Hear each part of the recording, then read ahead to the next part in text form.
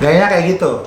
Kalau misalkan kalian sudah punya bargaining power yang cukup untuk mengatur banyak hal. Pertanyaannya adalah seberapa pengaruhnya power yang kalian miliki di chain industri bisnis kalian masing-masing. Tahu gak sih? Harga produk di Indonesia itu tidak pernah diatur oleh negara.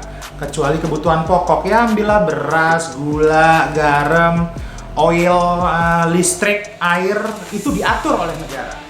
Tapi pada saat kalian kasih brand di situ, swasta merek di situ, kalian berhak mengatur harga dari produk kalian sendiri asalkan itu diterima oleh market dan market mau akan produk tersebut. So, seberapa besar bargaining power yang kalian punya untuk produk yang kalian jalankan? Bareng saya Amit Esario di Class of Business.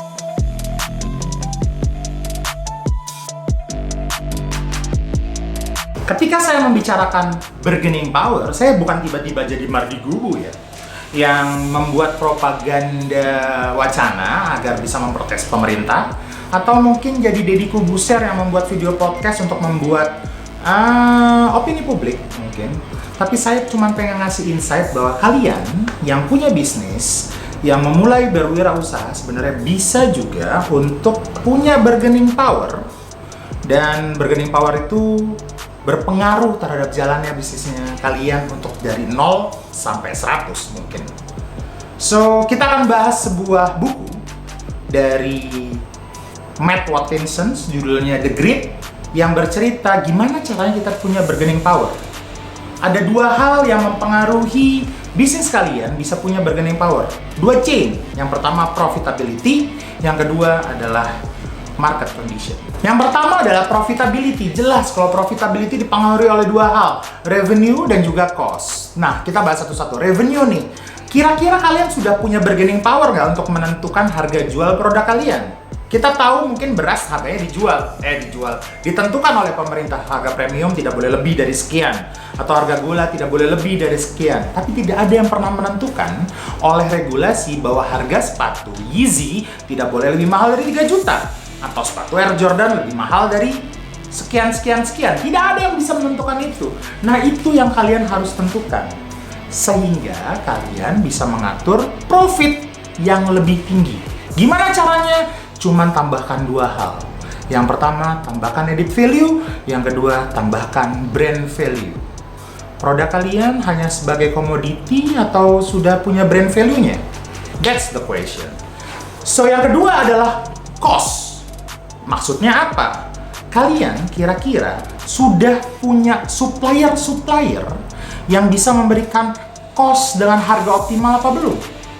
Maksudnya gini, pada saat kalian menentukan supplier yang ingin mensuplai produk kalian, kalian harus mempunyai optional supplier sehingga kalian bisa menentukan yang mana bisa saya tawar dan yang mana punya harga optimal. Sehingga mereka sendiri ditentukan hidupnya oleh kalian karena kalian bisa punya bargaining power atas pembelian produk dari supplier tersebut. So, yang pertama, kita tahu bahwa dengan cara mengatur profitability, revenue, dan cost, kita bisa punya bargaining power. So, yang kedua, kita bahas mengenai market condition. Menarik nih, market condition sama-sama berpengaruh oleh dua hal. Yang pertama adalah rivalry. Banyak orang yang melihat rivalry atau kompetitor sebagai musuh. Jangan salah ya.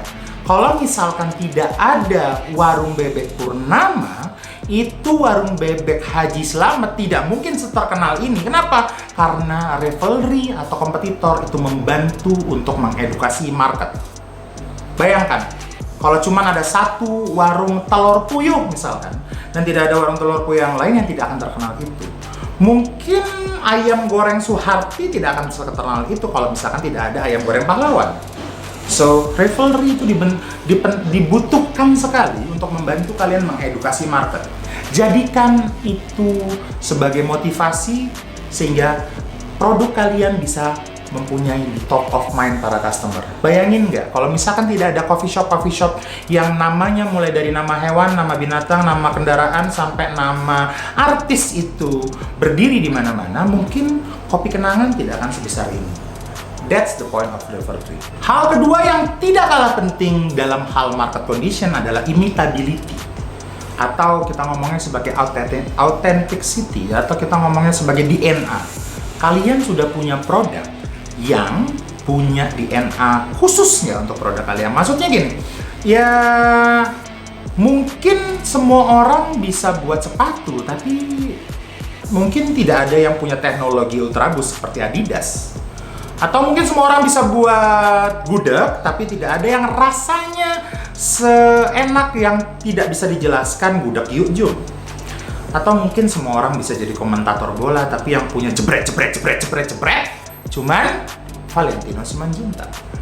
So, produk kalian sudah punya authenticity dan mempunyai imitability seperti produk-produk yang bertahan sampai sekarang atau tidak.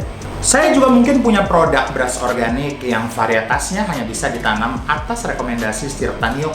Kalau tidak seperti itu, kita bisa isut mereka karena patennya punya kita.